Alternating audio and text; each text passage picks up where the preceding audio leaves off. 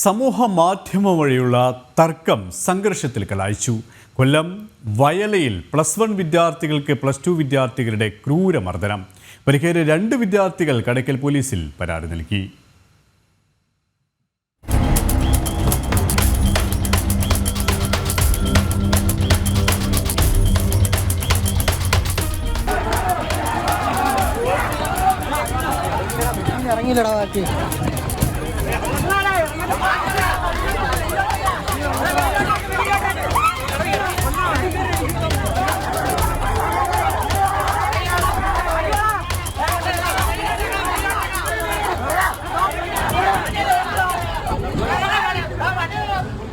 വയല സ്കൂളിലെ 2 +1 വിദ്യാർത്ഥികളെയാണ് +2 വിദ്യാർത്ഥികൾ സംഘം ചേർന്ന് ആക്രമിച്ചത്.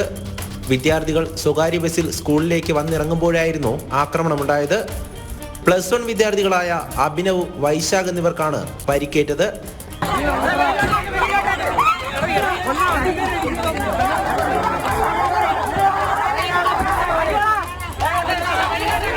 പന്ത്രണ്ടേമുക്കാലോടെ എക്സാമിന് അവിടെ വന്ന് ഇറങ്ങുമായിരുന്നു. അപ്പോഴത്തേക്കിന് ഒരു 30ഓളം പേര് നമ്മളെ ഒന്ന് അടിക്കുകയായിരുന്നു ചെയ്തത്.